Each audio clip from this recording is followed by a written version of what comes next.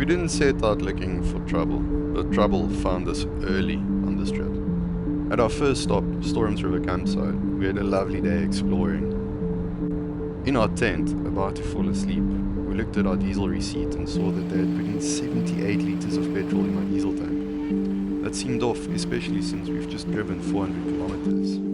But panic set in nonetheless. It was 9 p.m, we were tired and now suddenly wide awake. So we drove 13 kilometers to the nearest filling station. Unfortunately, they weren't able to help, and since the closest mechanic was 70 kilometers away, my bakkie had to spend the night. Strangely, this all ended up working in our favor. The kindness of small towns showed itself again, as it always does. The manager of the station kindly offered us a ride back to our tent. We were stressed, of course. Our fridge and all our camping gear was sitting in the middle of nowhere, and now we were stranded without transport. But we had to trust the process. And the process, as it always does what it does best, and saved the day. Turns out the first stop we'd filled up had probably just rang up petrol on the system instead of diesel. The car was actually going to be okay. We managed to get a tow truck that night. We'd probably have not made it to our location the next day. I woke up the next morning, made myself a cup of tea, stared at the ocean for a while, trying to figure out the next move. Just then, I saw a man packing his car, getting ready to leave. I walked over and explained the situation. He kindly offered me a ride to the highway, cutting out 4 kilometers of the trip. From there I started walking. 4 kilometers in, I realized I wasn't going to get far at this pace, so I threw on my ultra running outfit, while jeans, hiking shoes and puffer jacket, and jogged a casual 5 minutes per kilometer. The traffic officer picked me up the last 2 kilometers.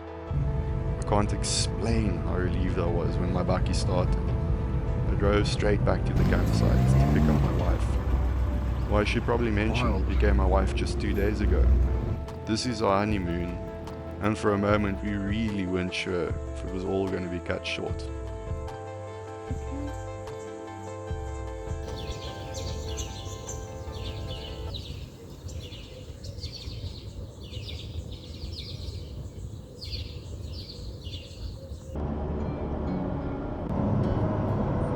Now with the stress behind us, we made our way to the Addo elephant park. It's in these quiet moments together on the road that you realize a big part of traveling isn't the destination. It's the long stretches of open road, the music, the podcasts, and the conversations. Where you end up isn't the adventure, it's just a part of it. The roads were quiet and we made good time. Since this was my first time traveling in this direction, it felt amazing to get outside the Cape Town bubble again and experience the raw beauty of South Africa.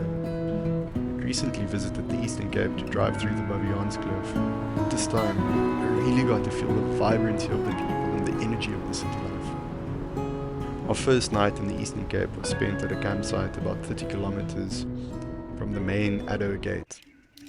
This was a real lifesaver as we were both feeling a bit flourish and desperately needed a good night's rest to recover. Living out of a vehicle definitely comes with its own set of challenges. This was our first time traveling for this long in the bakkie, so we had to figure things out as we went. Where things go, how to pack, what works and what really doesn't. But once you get into a rhythm, everything found its place. It actually became kind of satisfying, like a little mobile home that slowly started to make sense. When you spend this much time on the road, life naturally starts to slow down. Things get simpler. That book you kept putting off back home suddenly becomes your go-to in the quiet hours. And just sitting, watching the wind move through the trees or listening to the birds feels as normal as switching on the TV when you have nothing else to do. There's something really grounding about it all. With fewer distractions, you start to notice more. You breathe a little deeper, and even though the space is small, it somehow opens up room in your head. We woke up the next morning feeling slightly more refreshed than the day before. The air was cool and calm, and for the first time in days our body began to slow down. It was like something deep within us finally caught up and whispered, "You can exhale now." The truth is, I'd be lying if I said the wedding didn't put a bit of stress on us. The build up to a day like that carries a strange amount of weight. It's not heavy in the usual sense, but it sits with you, quietly, persistently. The planning, the pressure, the emotions. It's all beautiful, yes, but it's also exhausting. The whole process feels oddly poetic in a way you don't quite expect. There's no great epiphany that strikes at the altar, no thunderbolt of transformation, and yet something sacred does shift. You don't walk away as a different person, but you walk away bound to someone in a way that's hard to define. It's a promise, not just for the present, but for all the ordinary, uncertain, and the beautiful days ahead. You realize this person you'll be growing old with. And that thought brings immense joy, but it also quietly reminds you of your own mortality. It reminds you how precious time is, how fleeting even the longest journey feels when they're over. Traveling is a privilege, there's no question about it, but traveling with your life partner, that's something else entirely. It's not just about the places you see, it's about the shared silence during sunrise, the unspoken teamwork of setting up a camp, the way they laugh when you do something completely wrong. It's about building memories you'll one day tell stories about, or just hold close when words don't seem enough. Paulo Coelho once wrote, "Love is not to be found in someone else, but in ourselves. We simply awaken it. But in order to do that, we need the other person." And maybe that's what this trip is about. Not escaping or sightseeing, but awakening something deeper in each other by just being here together. Okay, I promise, this will be the last soppy part, but hey, it's our honeymoon after all.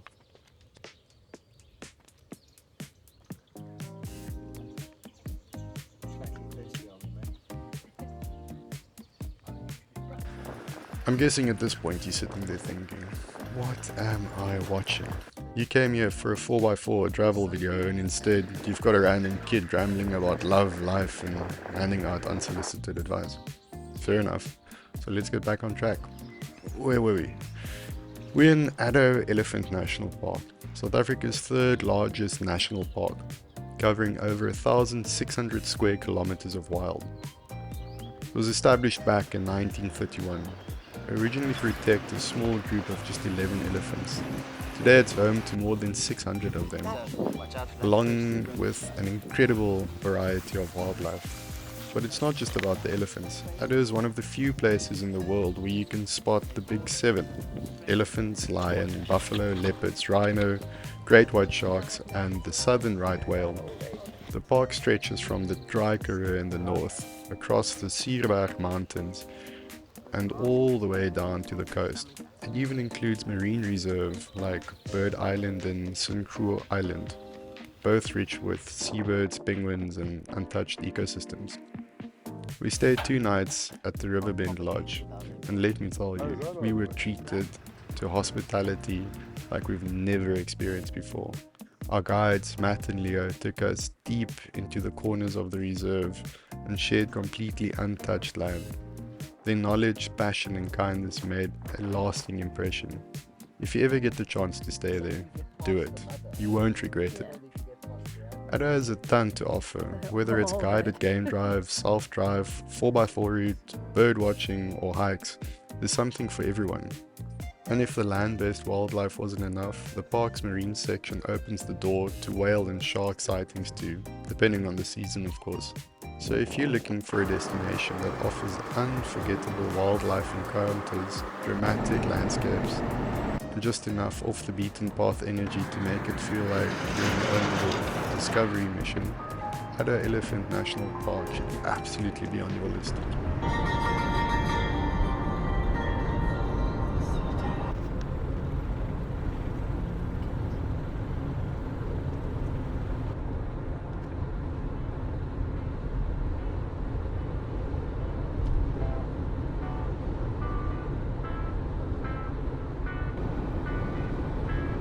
Our journey continued as we made our way to the Mountain Zebra National Park, a spot we were both excited to check out.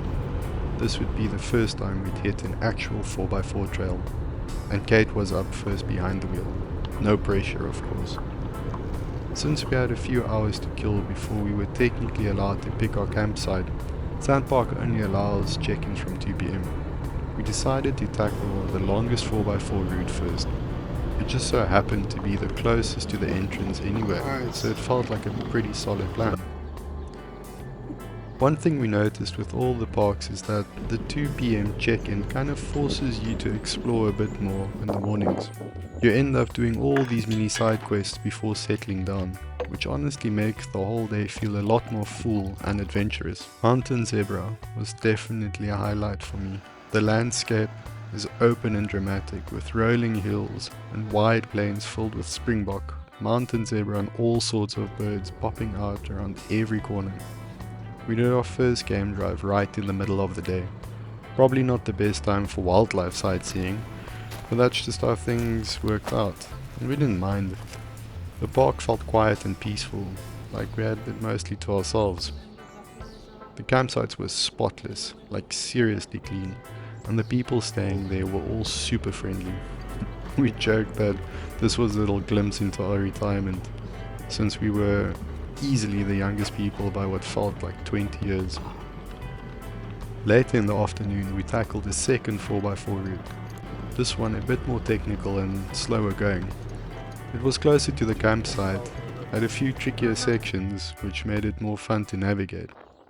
We wrapped it up just in time to make it back to the camp before they closed the gates at 6 p.m. Our journey was slowly coming to an end. Each day nudged us a little closer to home, though by this point the road had started to feel like home itself. We'd become completely used to the rhythm of putting up a tent every afternoon and packing it down each morning. Without ever needing to talk about it, we'd fallen into a kind of unspoken routine. It was always almost the same. The last one to wake up would fold the bedding and place it neatly at the foot of the mattress, then head off to brush their teeth, while the other loaded everything into the bakkie. While one made coffee, the other packed away the dishes from the night before. It became a quiet, simple dance, the dance of life really. A search for routine, even when you're miles away from everything familiar. Back on the road, the first few hours were usually spent in silence. Sometimes it felt like a meditation. Sometimes like a soft, drifting nap with eyes open, just letting the quiet hold us for a while before breaking it with a podcast or some music. There's something sacred about this kind of silence, like we were both just processing the beauty of the journey as it unfolded. I'd never been to the Owl House before, but I remembered reading about it years ago, back when I was researching a sculpture piece while studying. The use of basic materials, found objects, and the deeply personal subject matter really stuck with me as a 21-year-old art student. So when I saw it pop up on Tracks for Africa while looking for some dirt roads to explore, I knew we had to make a stop. It felt like the full circle, art, travel, memory, all colliding in the middle of the Karoo.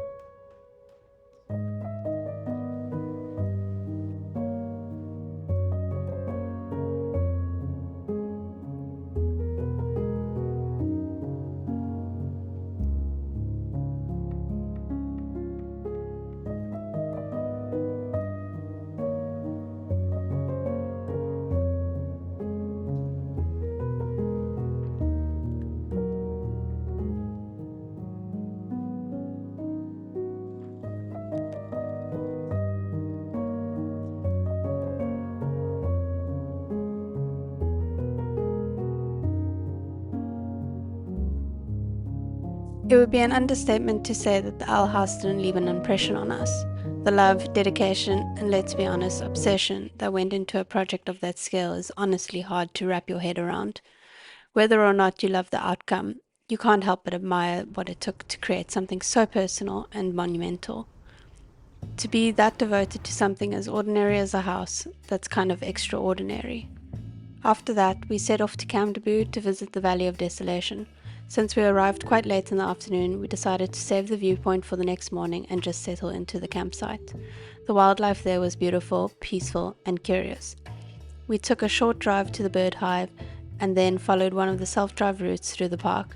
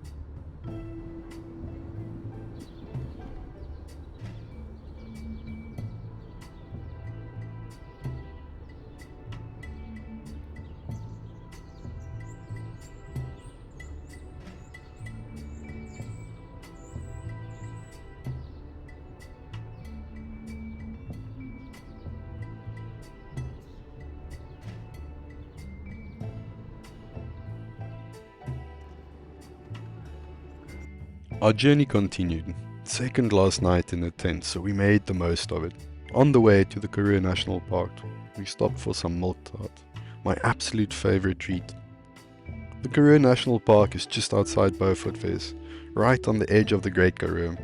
It's known for its dramatic landscape, wide open plains, layered hills and fossil-rich terrains that makes it feel like it's frozen in time.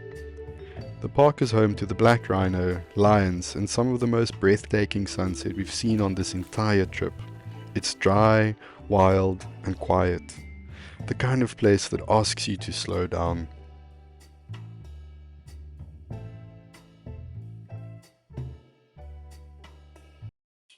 We decided to do a game drive as this was our last night in SANParks.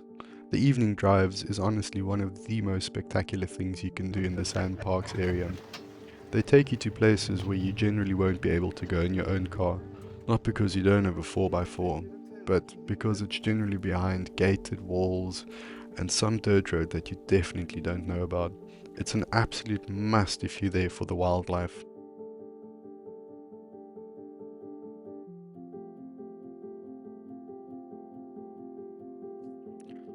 On our journey of exploration, we made our way to Merweville and took the long, slow dirt road into Sutherland. The Rammelkop Pass Road is a beautiful stretch of gravel, bumpy and slow at times, but it winds through rolling hills and offers wide open views that make the drive feel like a journey through time. As we climbed through the pass, we spotted small white dots scattered across the landscape. Sheep, we think, barely moving. Like tiny brushstrokes in the vastness of the Karoo. It's remote, raw, and properly quiet out there. One of those drives where the silence and scenery do all the talking.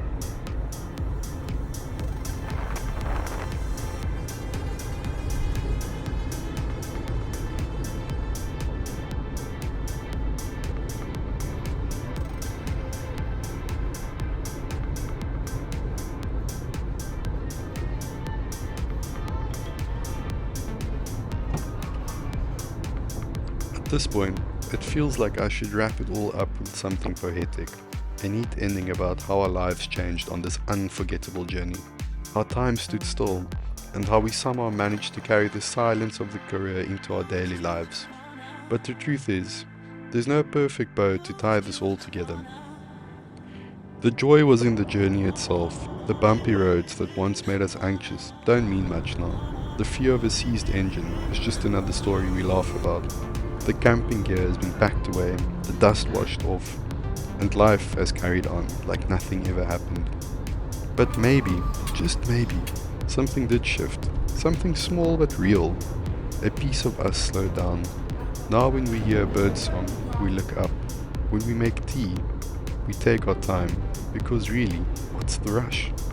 The fire we build at home to fight the winter chill reminds us of those nights spent under the stars. Fire crackling, world quiet. We don't know when we'll be back out there again, or where exactly we'll go. But the mountains are calling, and when the mountains call, well, you have to just listen.